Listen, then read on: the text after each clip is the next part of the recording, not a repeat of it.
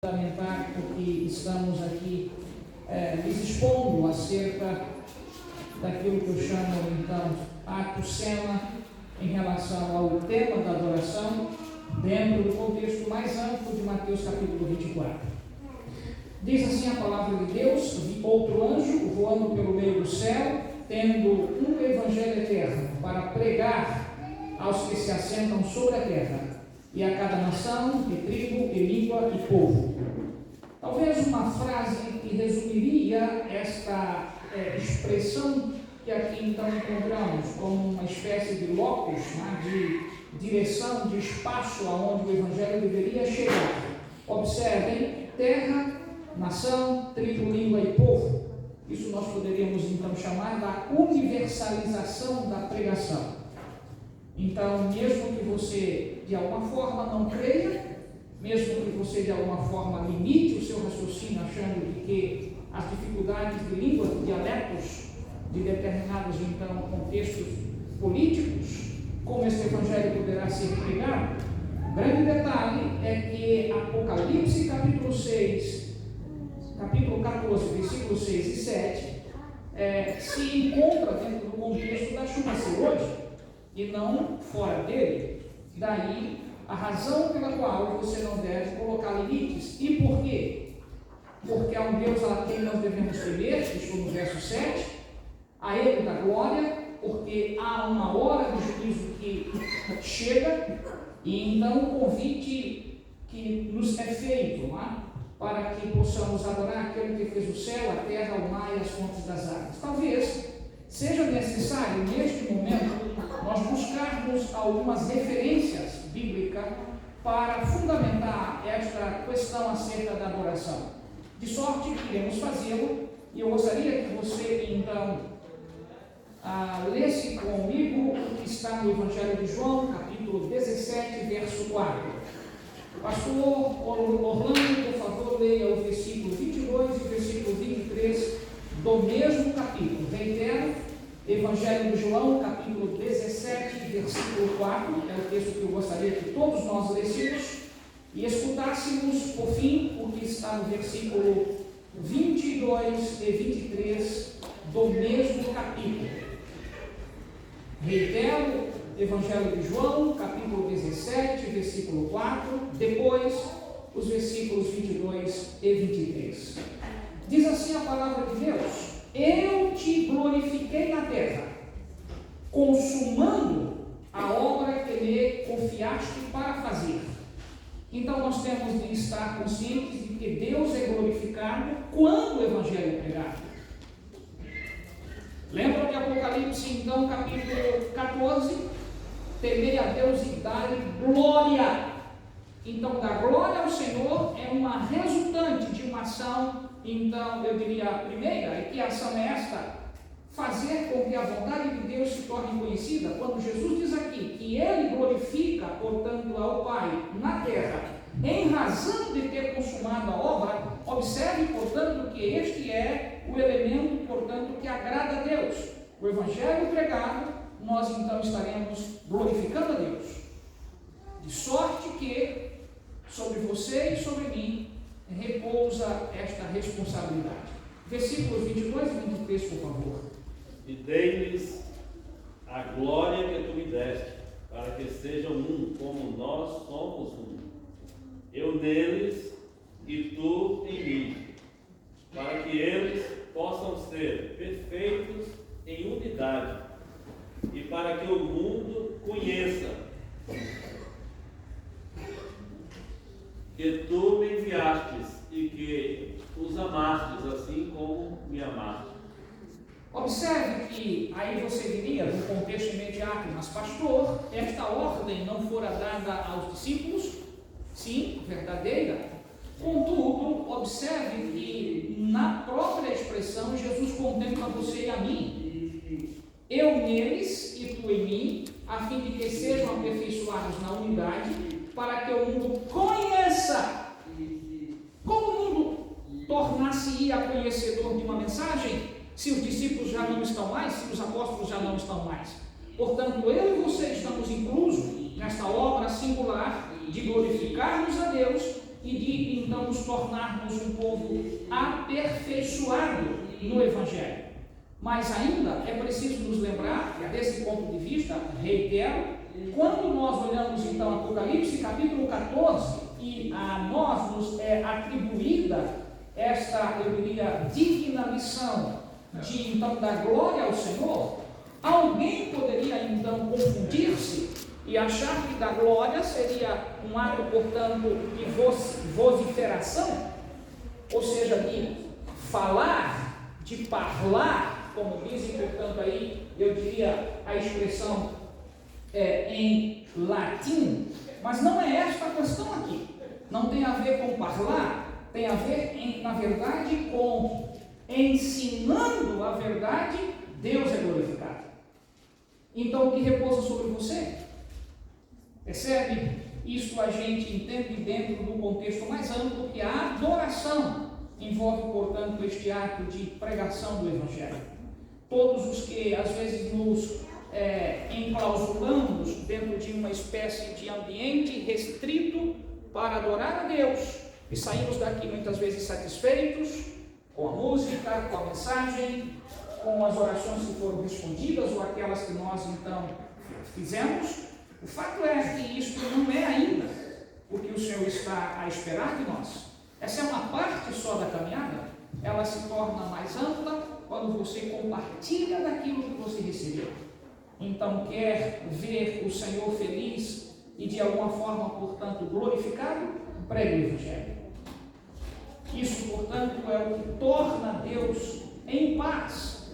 Veja que Jesus dissera: eu concluí a obra. Como igreja, o que poderíamos dizer para Deus? E concluímos a nossa parte. A tocha, de alguma forma, nos foi entregue. Ela se mantém acesa em tuas mãos? Ou o tempo, as dificuldades sopraram tão fortemente que nós não temos mais a gana da pregação do Evangelho? Nós somos adventistas do sétimo dia e não no sétimo dia, o que implica dizer que adorar ao Senhor requer esta percepção mais ampliada. Então, é o que eu tentei ontem em 5 cenas, ou ato-cena, exatamente chamar a sua atenção para este pormenor, de que Deus preparou o povo para ser inteiramente seu, deu, portanto, a este povo uma responsabilidade singular, ímpar, impactante, conhecedor, portanto, da vontade de Deus, expressa em verdades, eu diria, escritas, expressas, verdades estas que se resumem aos 10 mandamentos, a vontade do Senhor para a raça humana. E ao dizer isto, as pessoas daquele período disseram: nós vamos cumprir. E a nós a mensagem chegou igualmente: vamos cumprir. E aí eu quero reconvidá-los a Êxodo capítulo então 32, para darmos sequência ao aspecto da adoração. O porquê de nós não nos submetermos a uma adoração que seja falsária, de alguma forma, talvez até meio, eu diria, contaminada com determinadas práticas que não glorificam a Deus. E diante deste ponto, faz-se necessário que a gente então volte ao ato 5, cena 5, Êxodo 32, versículo 1 e 2, para que a gente então tome cadência e, a partir daí, entremos nas demais cenas desta noite. Mas, vendo o povo que Moisés tardava em descer do monte, acercou-se de Arão e lhe disse: levanta-te, faze-nos deuses que vão adiante de nós, pois quanto a este Moisés, o homem que nos tirou do Egito, não sabemos o que lhe terá sucedido. Vamos orar. Santo Deus, aqui estamos mais uma vez, dispostos para ouvirmos a Tua voz, sabermos a Tua vontade para que Tu possas ser glorificado. Nos uses, abra a nossa mente, facilita o aprendizado. Nosso amigo Espírito Santo nos dê entendimento e discernimento, em nome de Jesus. Amém. Então, diante desta cena, Arão solicita que todas aquelas pessoas, em particular as mulheres, os filhos destas, as filhas daquelas, trouxessem então tudo aquilo que era possível transformar em uma espécie de atrativo, que seria burilar todas estas então argolas, brincos, pulseiras, o que você imaginar, para que então, derretidos, pudesse agora ser tecido em um objeto palpável, visível e de alguma forma, portanto, sujeito à adoração. O que nós temos aqui é que esta cena ocorre em razão de um elemento singular, a tardança de Moisés. Voltem ao versículo, portanto, 1, aonde se registra isso de maneira, eu diria, não expressa, mas implícita, e vamos ver isso de maneira clara, que houve de fato uma tardança. Veja quando o povo se reúne diante de Arão e requer que ele faça uma espécie, portanto, de ídolo, de maneira o povo, portanto, fundamenta o argumento dizendo: faze-nos deuses que vão adiante de nós, pois, quanto a este Moisés, o homem que nos tirou do Egito, não sabemos o que lhe terá sucedido. Ou seja, para a justificativa que o povo encontra a fim de então persuadir Arão a fazer aquilo que estava no desejo particular destes, era, portanto, que não sabiam se Moisés estava ou não ainda como um personagem vivo. Veja, a pergunta que a gente faz é: quanto tempo havia se passado para que o povo chegasse a esse instante? Na narrativa bíblica, aqui em Êxodo, fica evidente que Moisés já estava distante há 40 dias. E aí, vejam, este é um tempo bastante, eu diria, singular. Sem informação, sem contato, sem resposta. Somente Josué estava, portanto, à base do monte, até um instante do monte, para, portanto, Moisés um pouco mais distante, em comunhão com Deus, e o Senhor diz a Josué que ele fica até aí, ele não pode vir ao ambiente que tu estás vindo. Então, a primeira lição que a gente tira aqui é que a espera nunca é uma coisa fácil para nenhum de nós. E eu pedi que a juventude estivesse hoje, porque eu quero entrar neste viés. Esperar não é fácil. E daí aonde nós podemos, então, levantar algumas reflexões. A primeira: quando você recebe uma carta, e agora não mais, um WhatsApp, uma mensagem, então, portanto, eu diria, virtual, estou chegando, e você está de alguma forma expectante por aquela pessoa que assim te disse que estava chegando, seja a tua esposa, seja o teu filho, e você então fica na expectativa: estou chegando. A espera nunca foi fácil para nenhum de nós, e eu sei que não é fácil para você, porque a gente cria expectações, a gente de alguma forma formula um ambiente ou cria um ambiente para recepcionar aquilo que a gente deseja que realmente se realize. O grande drama aqui para este grupo em particular é que, embora conhecessem Moisés, soubessem o que ele havia ido fazer, não estavam dispostos a aguardar a vontade de Deus revelada, expressa.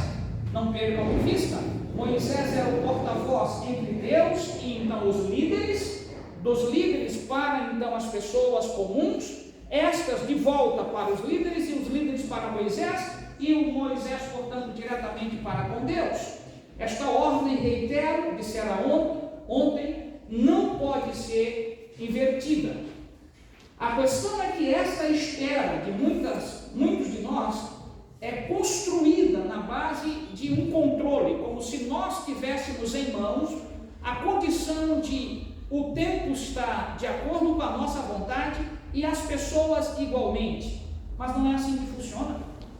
Todos nós somos testados. Todos nós teremos, então, eu diria, o elemento temporal como sendo uma coisa dificílima para avançar. Quantas jovens perderam, portanto, a sua dignidade porque não tiveram a coragem de esperar. Quantos jovens perderam, portanto, o respeito porque não tiveram a condição de esperar? Porque o Senhor nos diz como fazer. Ele nos apela, Ele nos mostra a direção. E às vezes decisões equivocadas levam, portanto, eu diria, consequências profundas para o resto da tua vida nesta terra. Uma decisão equivocada muitas vezes pode provocar a perda da tua dignidade, que ela não será reconstruída. E é preciso que a gente atente que o elemento mais difícil para os adventistas do sétimo dia é a espera. Você se lembra no contexto histórico de 1844 o que ocorrera? Quando os adventistas do sétimo dia, na expectação do que Miller havia promovido e proposto, de 22 de outubro, poderia ser exatamente o grande ato da volta de Jesus a esta terra.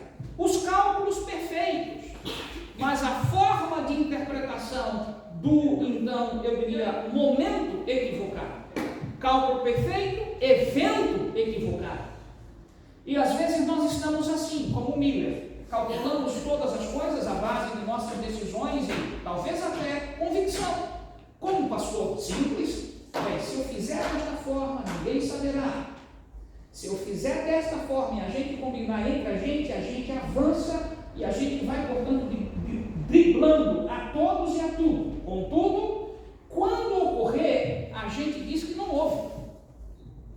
Esse é o drama de muito ser humano. Ele constrói a sua caixinha de segredo e acha que nessa caixinha ninguém sabe o que está acontecendo. Ledo engano. Porque Deus sabe, Deus vê e Deus ouve. E no contexto aqui, Moisés, de fato, por não ser onipresente, não tinha esse atributo, por não ser onisciente, não tinha esse atributo, ele precisava que Deus lhe dissesse o que estava acontecendo. E agora vem um detalhe para você. Deus disse para quem? Nós vamos ler isso aqui. Para o seu porta-voz. Deus não fala com todos. É preciso aprendermos esta humildade aqui. Você pode até reclamar muitas vezes que o Senhor te dê uma resposta, mas Ele pode te dar uma resposta na igreja, numa música, numa mensagem bíblica, numa leitura particular de um texto bíblico, Ele te dizendo, olha, para com isso. Mas você está disposto a ouvir a voz de Deus? Muitas vezes não estamos. E no caso aqui, em particular, deste ato, cena, portanto, 5, o que a gente tem? O povo dizendo, Arã, o que acontece é que a gente não está mais disposto a esperar. A gente vai fazer como nos abraça. Na verdade, assim, o que tu queres para fazer para nós o que de fato nos identifica? Vamos entrar numa situação mais íntima para a gente? O que é que as pessoas te oferecem para que você se venda? A tua dignidade, a tua personalidade, muitas vezes jogada por uma noitada? O que você acha que é mais importante para você? Manter sua dignidade e seu respeito diante de Deus? Ou então envolver-se com alguém que você não sabe o drama que essas coisas podem trazer para a tua consciência e para a tua vida religiosa? Você se lembra do que aconteceu com o jovem José? Não estou fugindo da mensagem, estou ampliando. Ele poderia, em sua, portanto, juventude e virilidade, ter dito para a esposa do Potifar, quem saberá do que nós vamos praticar aqui? Bem, ela jogou o que a gente chama de fetiche em José, e não foi uma, duas vezes. Se você olha o livro Patriarcas e Profetas, Ellen White chega a dizer que era insistente o apelo daquela mulher para que José deitasse com ela. Mas a resposta de José foi em duas direções. Como praticarei tamanha coisa contra o meu Senhor? Ele se refere a Potifar. E depois diz, e contra o meu Deus. Então José tinha o que a gente chama respeito para com o líder mais próximo e honra e glória para o Deus todo, eu diria, todo soberano ou todo poderoso. Não obstante, a mulher não estava interessada nisso. Queria, de fato, este, eu diria, evento, esta aventura com José. Viril, cheio de músculo, bonitão, porque a Bíblia descreve que assim era o José, era um menino de fato distinto. E de acordo com o período de tempo, José estava entre os seus 17 e 18 anos. Não obstante, ele tinha a convicção de que valeria a pena esperar. Meu querido amigo, vale a pena esperar. Minha querida jovem, vale a pena esperar. Aprenda a entender que a tardança é uma forma de o Senhor nos corrigir. Quanto tempo, como adventistas do sétimo dia, pregamos sobre a volta de Jesus? Você acha que o relógio de Deus está atrasado? Deus não se atrasa. A questão é que Ele sabe que você não está preparado. E diante dessa grande misericórdia, Ele então diz: um pouquinho mais de tempo, Pai, porque eu não quero perder aquele, eu não quero perder aquela. E se ele ouvir a mensagem que precisa ouvir, ele se transporta. Deus sabe disso. E se então eu te digo, se não for assim, como será? Porque a Bíblia me diz que Deus é longânimo. Você sabe o que é isso? Ele não se apressa. Ele vai te dando oportunidades, chances, para que então tu tomes uma decisão com convicção. Bem, errei, então eu tenho para onde recorrer. Para onde eu vou recorrer? Nós vamos ver. Aqui em particular, as cenas são descritas para que nós aprendamos. Não esqueça que eu estou na fundamentação de, então, 1 Coríntios capítulo 10, versículo de 1 ao 11. Lembrem-se que eu usei a expressão tipoi, exemplos, para demonstrar para nós que de fato o que acontece lá é uma espécie de pedagogia para o que nós estamos passando aqui. Lembrem-se que Israel sai do Egito, está indo para uma Canaã terrestre. Neste interstício, neste interregno de tempo, Israel está passando por provas.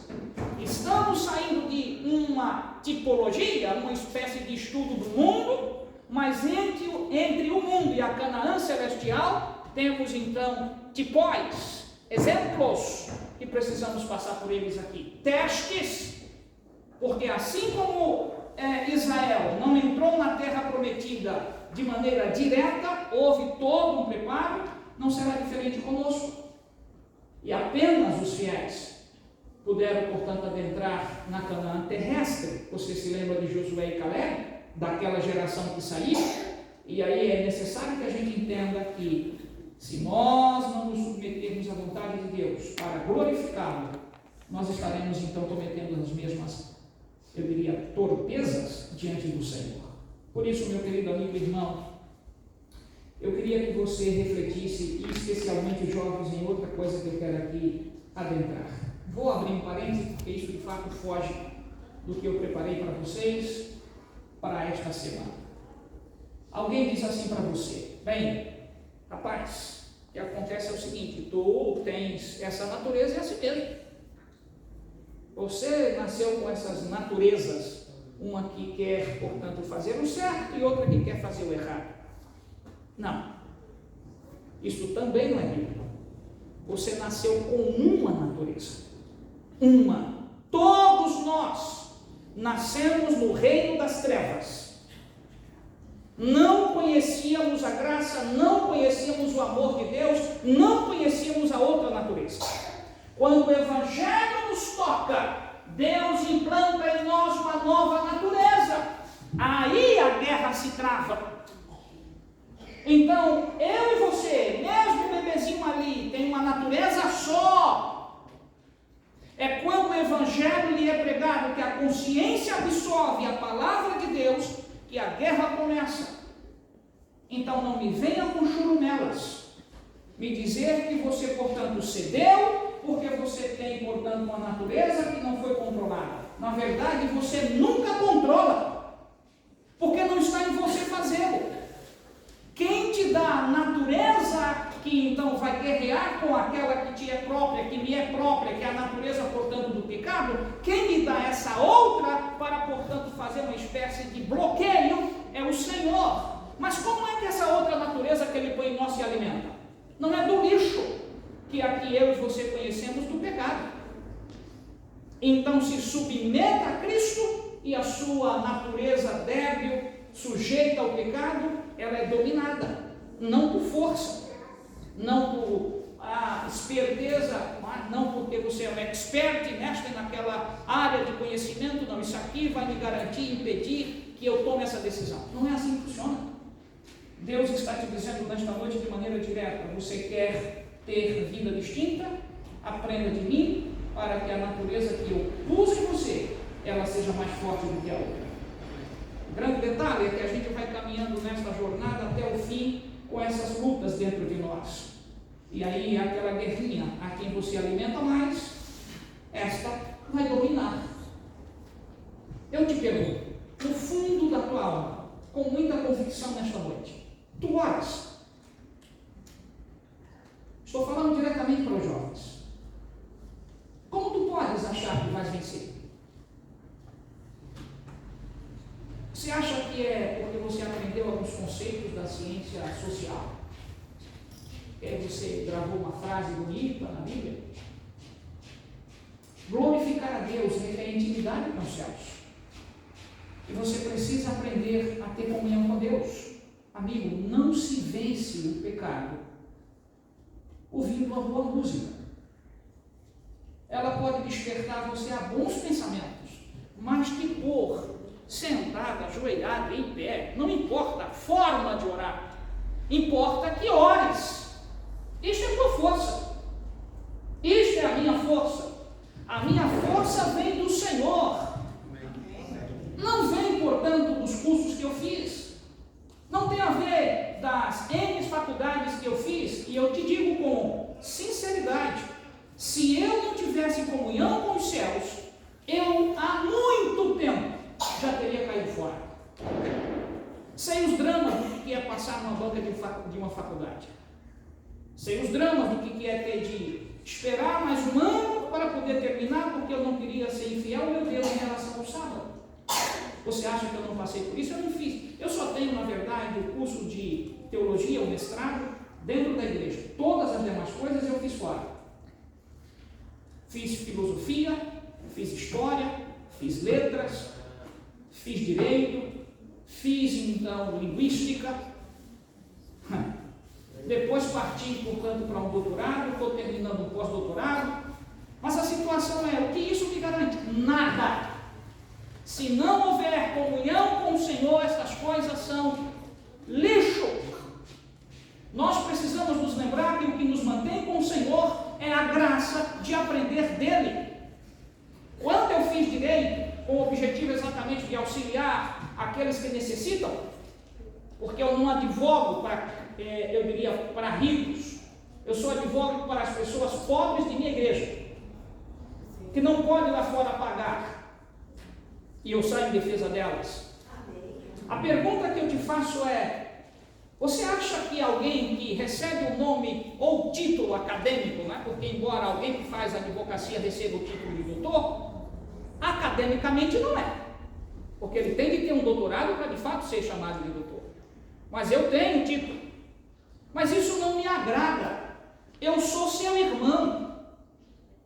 Você tem de lembrar que o que nos põe na cadência de intimidade com os céus não são os títulos que tu penduras lá no teu escritório, ou então a famazinha que você carrega consigo. Você tem de aprender a depender de Deus.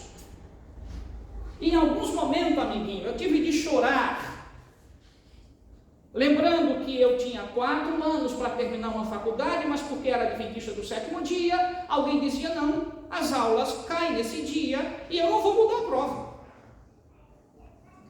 E eu tive, portanto, de amargar mais um ano para poder terminar. A espera faz parte de todos nós. E se você for fiel, você consegue. Então, por favor, espere para ter relação sexual só no casamento. E quando tiver no casamento, com tua esposa, não é com a vizinha nem com a empregada. Aprenda a esperar, a respeitar, a entender que nessa travessia entre o Egito moderno e a Canaã celestial, nós estamos em uma espera de gente que se torne fiel.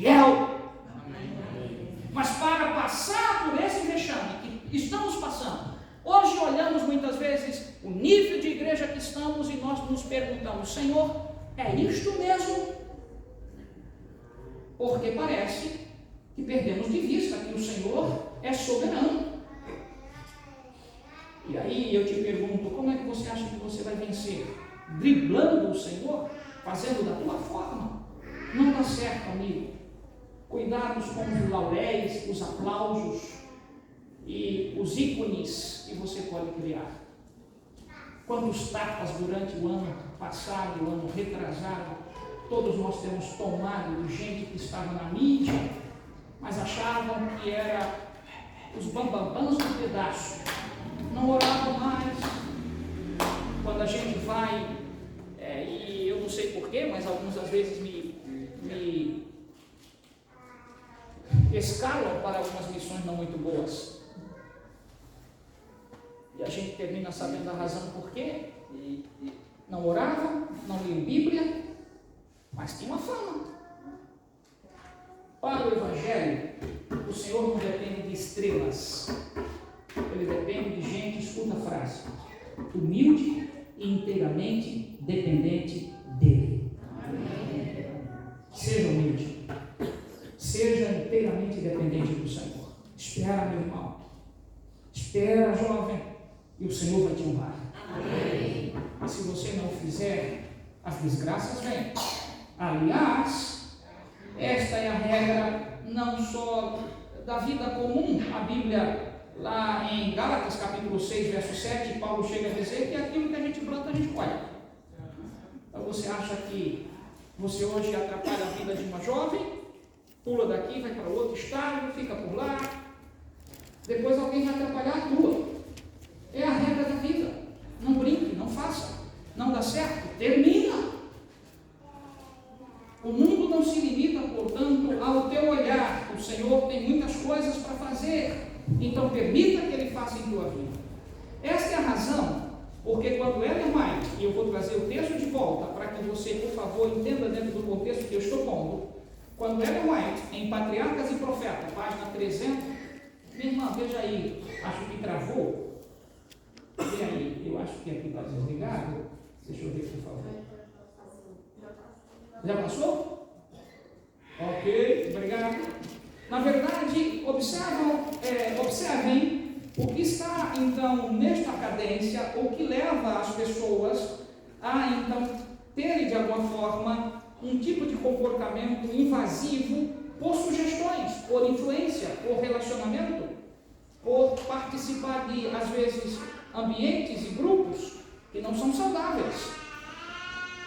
Assim como eu tive a graça de passar por dificuldades e vencê-las, eu tive também a graça de passar por certas situações que eram privilégios que eu tive dentro de faculdade. E daqui a pouco eu conto um deles para que você se estimule a estudar e não desistir. Mas seja fiel. O que faz as pessoas, portanto, muitas vezes se submeterem a praticar coisas estranhas? A mistura de gente que, com os israelitas subiram do Egito, era uma fonte contínua de tentação e dificuldades. Não se misture. Não perca a sua fé. Esse é o conselho para você nesta noite. Mas eu queria chamar-te a atenção para os versos que nós acabamos de ler, mas ampliar um pouquinho a partir do versículo, portanto, 4. Venha comigo a Êxodo capítulo 32, versículo 4 em diante. E daí eu vou te apresentar um texto muito solene de Ellen White sobre esse aspecto de que quantos estilos de adoração muitas vezes nós temos encontrado dentro do meio do povo de Deus, porque transformaram uma adoração que deveria ser teocêntrica, o Senhor como sendo o centro, transformamos a adoração em expressões humanas, ou seja, antropocêntrica, e isso gera dificuldade. Mas vamos entender isso com uma linguagem mais simples. Eu escrevo e depois eu termino então tendo de explicar de uma outra forma. Vamos imaginar o seguinte: tu estás te dirigindo, portanto, para uma igreja. O que então, eu diria, vem à tua mente? É igreja. Em igreja, a gente não tem o que tem numa lanchonete. A gente não tem o que tem, portanto, numa praça. É igreja. Então, atualmente, sobre a ideia de que, na verdade, o ambiente é distinto. Mas tu entras na igreja e encontras exatamente isso que nós vamos ler aqui. Vamos ver. Então você está no lugar errado. Este, versículo 4, recebendo o quê? Aquelas argolas das mãos então do povo, trabalhou o ouro com buril. Essa expressão imagina um utensílio cortante feito de ferro, que é exatamente para poder labutar ali, trilhar de alguma forma, batendo sobre determinados outros tipos de metais. O buril é exatamente isso. É uma ferramenta muito afiada, mas feita de ferro especificamente. E diz assim: e fez dele um bezerro fundido. Ora, o bezerro foi, portanto, passado para a fundição, derretido, trabalhado, as peças que ali foram colocadas. Agora, observe, raciocine comigo. Isso não acontece abruptamente. Percebe? Para pegar a argola, para levá-la, portanto, à temperatura certa, para trabalhar aquilo ali, para fundir, para depois da forma, isso leva, portanto, um período de tempo. Neste estágio de tempo, põe em sua convicção, enquanto o povo está nesta pavorosa, expectante por aquilo que viria das mãos de Arão, Moisés está na presença de Deus. Moisés não está vendo, não ouve, não sabe o que está acontecendo. Mas Deus sabia, não perca de vista isso. Sabia, ouvia e tinha consciência do que o povo estava fazendo. Avança comigo. Então, isso não levou, portanto, uma tarde, um dia. Isso levou algum período mais longo para que esse bezerro fosse feito. São estes, então, aí agora, então disseram, são estes, ó Israel, os teus deuses. É interessante isso, porque ele fez um bezerro, não obstante ele chamou que eram os teus deuses. Havia ali o que a gente chama de um panteão representado num símbolo.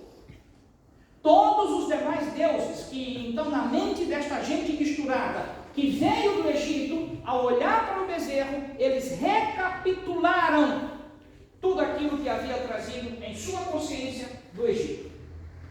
Não estou entendendo, pastor, onde você está querendo nos levar. Você vai entender. Você pode estar aqui com a sua mente bastante recheada de muita coisa do mundo lá fora. Mas você precisa passar por um desbaste. E é isto que muitas vezes atrapalha a adoração. Estamos aqui, alguma mente está pensando na conta a pagar, no recurso que está investindo, quanto é que está ganhando, no amigo, portanto, que pediu para ir para um lugar, mas ele veio para aqui. Veja, nós estamos divididos. Ou nos concentramos em razão, portanto, do que o Senhor deseja quando a gente se dirige a um ambiente chamado igreja, ou a gente não sabe o que ali se passou. O povo estava dividido, mas olhar para um símbolo recapitulou tudo. Qual é a pedagogia disso daqui? Alguns só podem desenvolver confiança se virem. Mas os salvos não dependemos disso. Deus não quer que nós desenvolvamos uma fé só porque as coisas ocorreram. Agradeça a Deus por aquilo que você sabe e bendiga o nome dele por aquilo que você não sabe. Porque a vontade de Deus é que você sofra menos. E há coisas que é bom que você não saiba.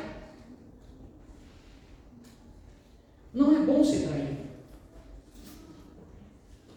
É bom não saber quem lhe traiu.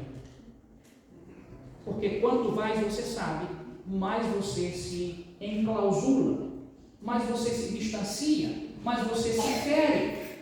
E em razão de situações que o Senhor então não nos disse, veja a regra de Deuteronômio 29 e 29. Nós vamos ler, só vou deixar o texto para depois você examinar em casa. Ele diz, olha, as coisas reveladas pertencem a nós e aos nossos filhos, mas as encobertas pertencem ao Senhor. Então Deus não vai tornar o teu pecado público. Não tenha vergonha de conversar com Deus e dizer-lhe aquilo que fizeste. Ele não reúne anjos para contar do meu e dos teus pecados. Na verdade, ele recebe o que então nós dizemos para ele e imediatamente ela diz: há uma oração que Jesus responde imediato. E ela diz: quando o pecador confessa seus pecados. Amém. Então busca o Senhor. Confesse. Não esteja, portanto, preocupado. Arão, vendo isso, versículo 5, edificou um altar diante dele quem? O bezerro, e apregoando, disse: amanhã será festa ao Senhor. Observe que, no mínimo, nós temos aqui um prazo bastante longo entre o que foi construído e o que aconteceria no dia seguinte. Então vamos aqui imaginar, estamos numa igreja, que alguém resolve fazer um culto diferente, uma série de coisas diferentes, eu não preciso aqui expor, mas na verdade isso está promovido para ser feito no dia seguinte, e na sua mente o que vai ocorrer amanhã é melhor do que o que você está vendo hoje. O detalhe é que Arão levou uma frase aqui que é muito agressiva a Deus. Ele disse: amanhã será festa ao Senhor.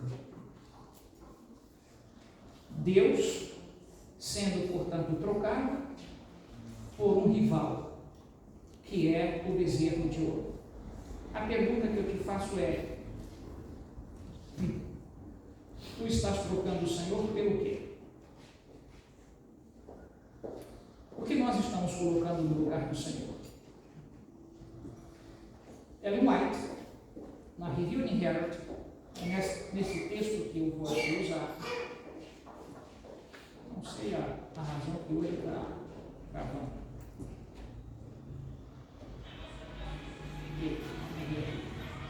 Ok. Diz o seguinte, esse texto que está aí, Revealing Herald, 6 de setembro de 1906, Ellen White diz: o resultado de suas murmurações e incredulidade foi que levou Arão a fazer para eles um bezerro de ouro, para representar a Deus. Ele proclamou esse ídolo como sendo Deus, e muito entusiasmo foi criado sobre esse falso Deus.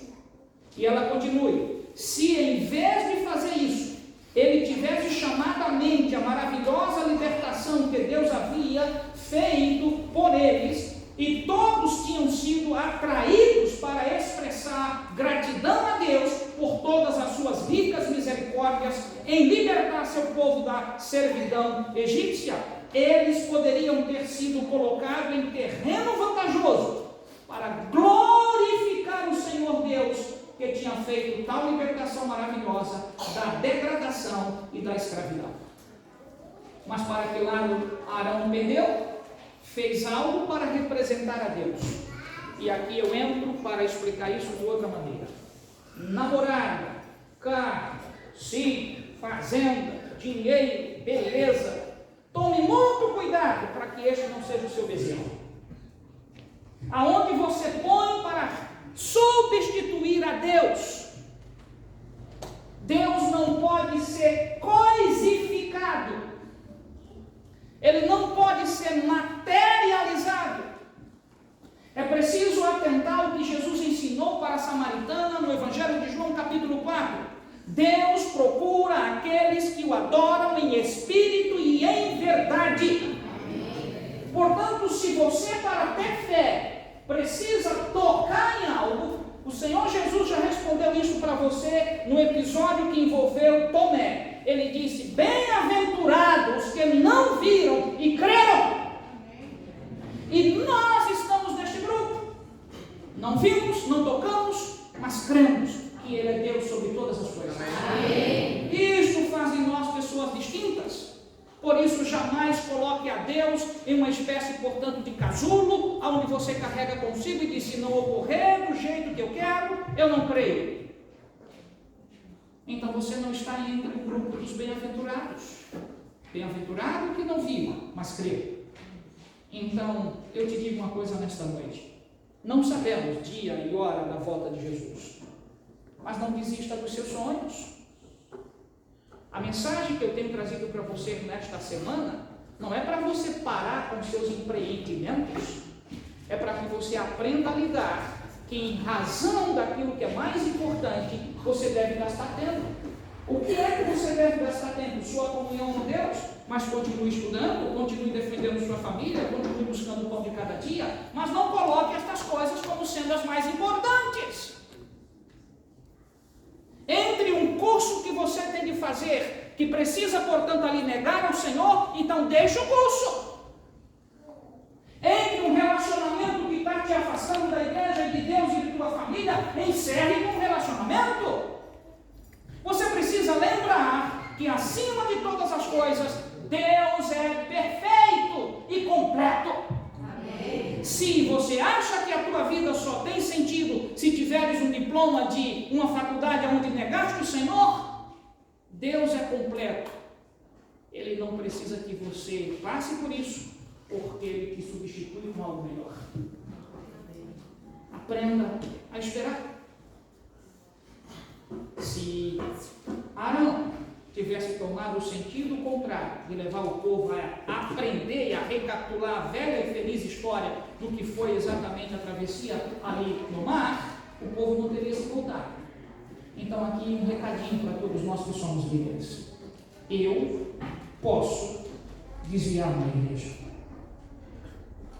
Você também pode. Porque por Arão não ter se colocado no caminho que Deus esperava, estes pereceram.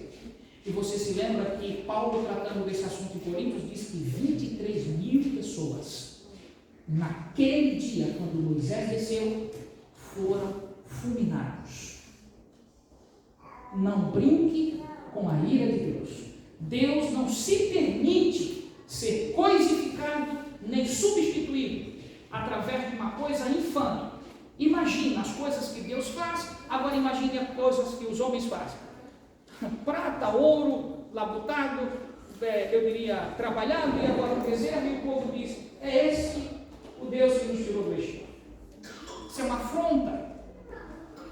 E aí, o que é que você esperava? Bem, eu quero chamar-te a atenção para um detalhe singular. Venha para os versículos 5 e 6 do texto que nós estamos lendo e vejam como foi que o povo ficou entre o dia proposto para a adoração e o que ocorrera quando o dia chegou. Isso não faz parte de adoração, isso não é o culto que o Senhor espera de você. Cuidado com o que vocês têm escutado no meio dos adventistas do sétimo dia. Entre nós mesmos, não esqueçam do que eu lhes disse. No nosso meio surgirá uma das piores perseguições: a traição, o ódio, a perseguição, mentiras. No versículo 5 e 6, esta foi a forma de adoração encontrada depois que o bezerro foi feito. Arão, vendo isto, edificou um altar diante dele e, apregoando, disse: amanhã será festa ao Senhor. No dia seguinte, o que fizeram o povo? Madrugar. Que é isso? O detalhe é que o que estava por vir era tão fogueto, era tão vivácido, era tão estimulante, que o sono não veio. Nunca chegou esse instante? Bem, quem vai casar passa por isso. Não dorme, não come. Está chegando o dia, emagrece, chora, dá diarreia. Quando o dia chega, não enxerga ninguém, só enxerga a beleza dela mesma. Quando está à porta despedindo do povo ou do salão das festas, eu casei mesmo, está em êxtase. Toda festa promove esse tipo de coisa. Mas como que é a festa do Senhor? É este paralelo que eu quero fazer com você para entender o que é verdadeira adoração. E aí então, no dia seguinte, madrugaram, e agora observem, ofereceram holocaustos, isto é, mataram animais, trouxeram ofertas pacíficas, e o povo assentou-se para comer, beber e levantar-se para divertir-se. Que adoração é essa? Onde existe comida, bebida, diversão. Isso não é culto do Senhor. Isso não é adoração.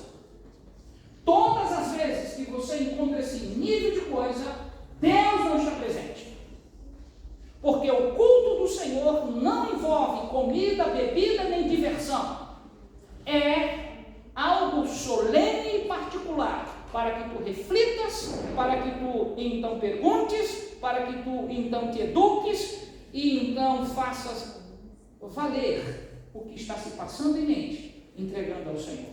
Isso só é providenciado no lugar aonde o Espírito de Deus se manifesta. E isso exige-se solenidade. O culto do Senhor não é, portanto, uma banda de música.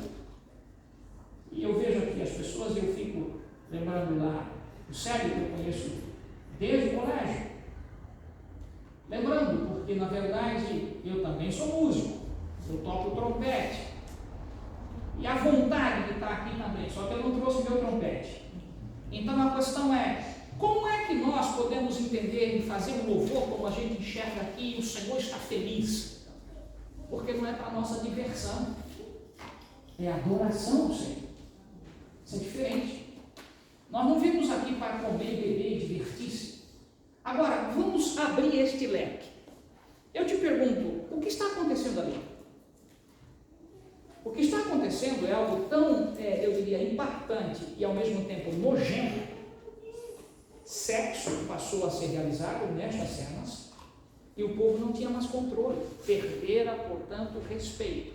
E o Senhor diz assim para Moisés, nós vamos ler: desce depressa, porque o teu povo se transviou. Deus sabia que através de um ato de pseudo-adoração, o povo passou para o lado, portanto, de Satanás. Esta é a razão porque eu intitulei de adoração ao modo egípcio. E como que é a adoração ao modo egípcio? Sexo, no momento da adoração. A bebida chegava a um nível, portanto, de que eles já perdiam a razão, e daí para frente, tudo que era possível era feito. Meus queridos amigos e irmãos, isto não tem a ver com o que o povo de Deus precisa fazer. Então, no ato que nós estamos vendo, ato então agora 6, cena 6, veja o versículo, portanto, 7.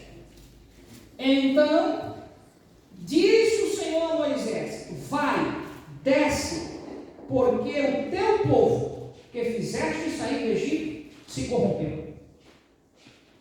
Então, se, numa linguagem bem nordestina, o que é corrupção no contexto bíblico? Adoração falsa.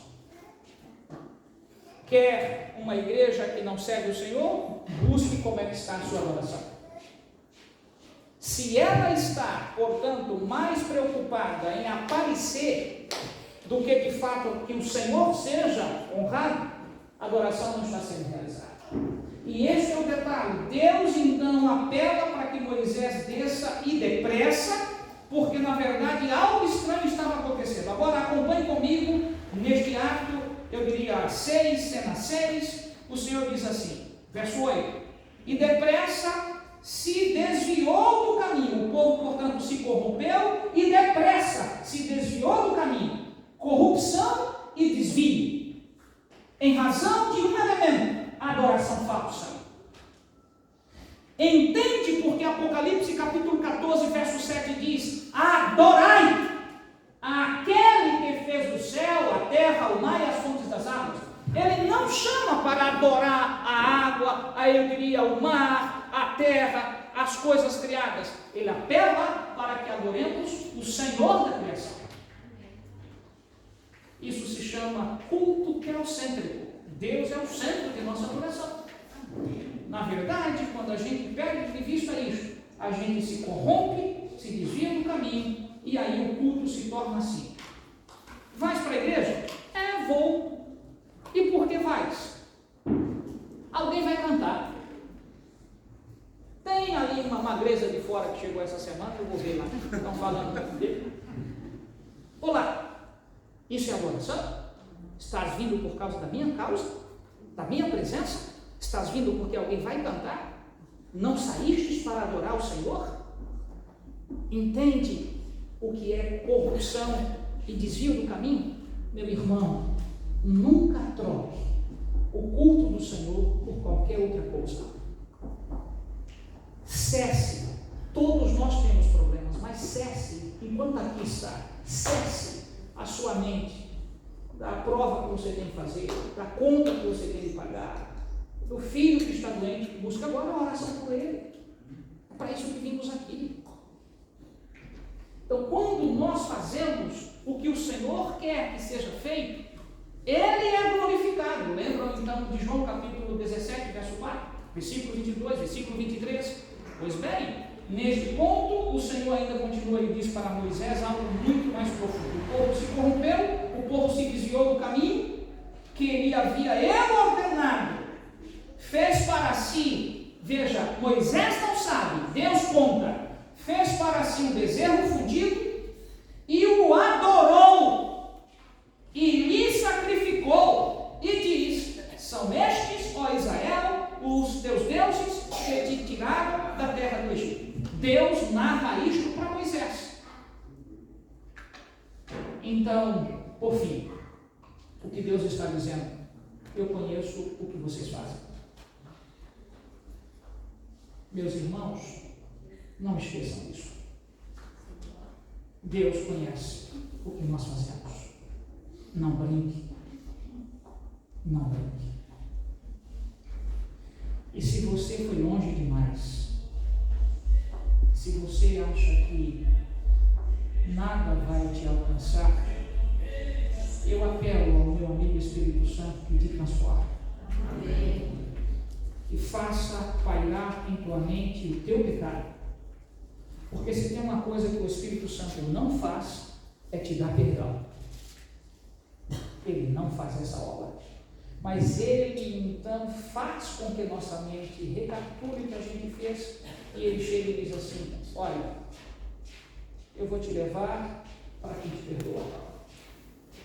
Cristo, portanto, diz: por causa do meu sangue, por causa da tua confissão, teus pecados estão perdoados. Amém. Busca o Senhor. Recapitule a sua vida com Ele. Entenda que Ele te ama, que Ele te quer. Quer não, mas é preciso que a gente então esteja consciente de que Ele não quer que eu e você brinquemos com as coisas sérias. Disse mais o Senhor a Moisés, além de dizer que o povo tinha perdido o caminho, tinha se corrompido, ele disse mais: tenho visto este povo melhor, e eis que é povo de dura cerviz, um povo que não está disposto a mudar. E ele conclui dizendo: agora pois, deixa-me, para que se assenta contra eles o meu furor, e eu os consuma, e de ti farei uma grande nação. Agora é onde entra o paralelo que eu fiz lá atrás, que Moisés é um tipo de Cristo. E eu termino aqui com essa exposição que apela ao seu coração para a mudança. Quando o Senhor dissera para Moisés que faria isso, Moisés entrou em uma intercessão e pediu ao Senhor que tivesse misericórdia dos inocentes. Quando o Senhor disse: eu farei de ti uma grande nação, mas a estes eu vou consumir, Moisés não suportou isso. E eu vou te dizer por quê. Quando Moisés ouviu isso do Senhor, ficava assim: tá bom, tu vais destruir esse povo, o que é que as nações vão dizer? Que tu não tem condições sequer de mudar o teu próprio povo. Tiraste o povo do Egito, o povo vai estar por aqui, e aqueles que então ouvirem de tua voz dirão o quê, Senhor? De que tu és, portanto, um Deus que então não consegues conduzir os teus? Como vais conduzir então os que não são teus? E é esta oração que torna Moisés um tipo de Cristo. Foi isso que Jesus fez para que você e eu não viéssemos ser destruídos. Ele apelou ao Pai e disse: eu assumo o lugar deles.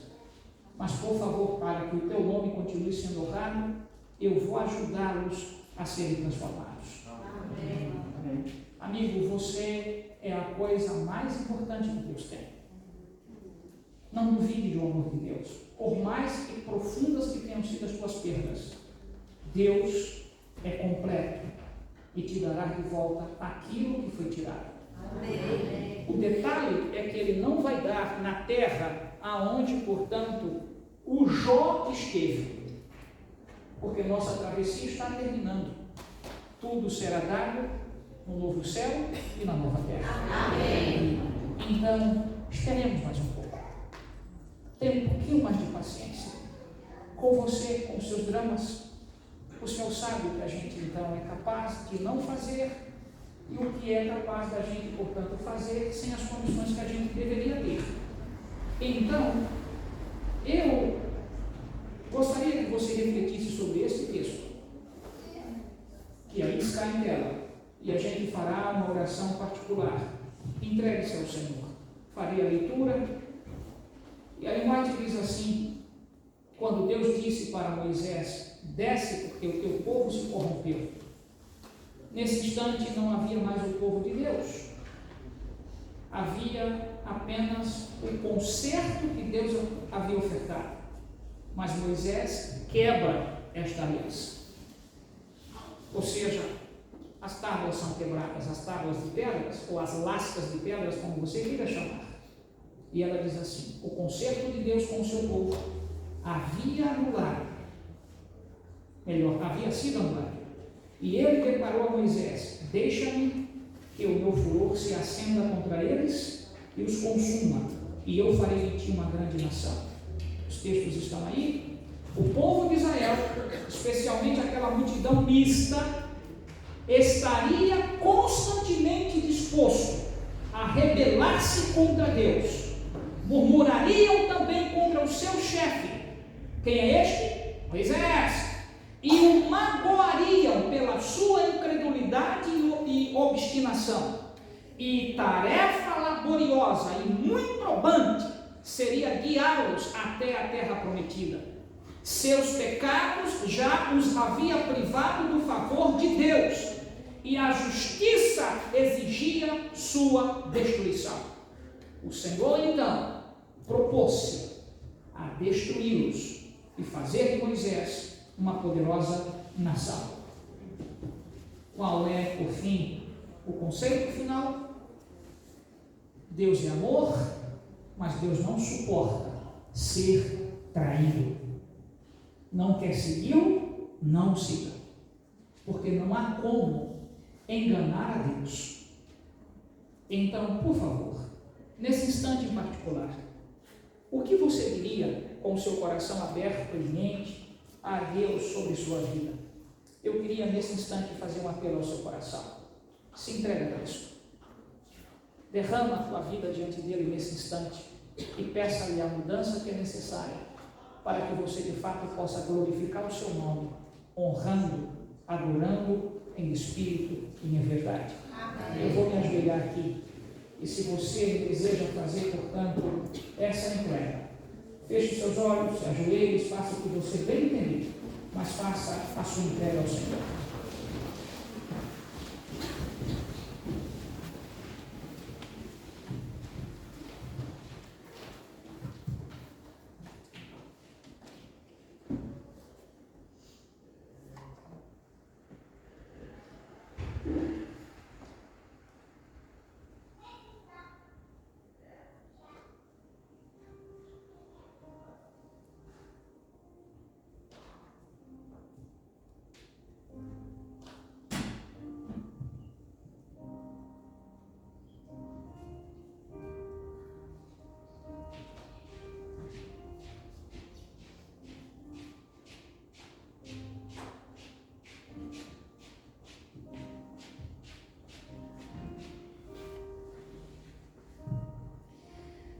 Santíssimo Deus, certamente diante de ti corações se abrem, se derramam, reclamando a bênção do perdão. Ouvimos tua voz nesta noite. Talvez exista tristeza e saudade em alguns que aqui estão. Tristeza por uma vida que talvez não tenha sido respeitosa o suficiente para te glorificar. Saudade, talvez, Senhor, de pessoas que amaram, que amam, e delas já foram tiradas, mas eu te suplico o perdão e a graça para estas pessoas. Sobretudo, o que aqui ouvimos, tu és completo. Então completa, Senhor, o vazio desta família. traga de volta a alegria da esperança e a certeza de que logo, quando aqui vires com poder e muita glória, todas as dádivas serão de fato entregues para aqueles que confiam em Ti. Amém. Perdoa, Senhor, a cada coração que aqui está, cada jovem que de alguma forma em suas lutas particulares, seja em razão a libido, seja em razão, Senhor, aos dramas de alguns pecados encobertos, meu amigo Espírito Santo, traga de volta à mente a estas pessoas a necessidade de entenderem que pecado não se esconde, se confessa. Que eles busquem a Ti, Senhor, nosso Salvador. E como dizes em Tua palavra, quando nós confessamos, encontramos misericórdia e graça. Que seja assim nesta noite. A paz reine na vida destes Teus filhos, em nome de Jesus. Amém.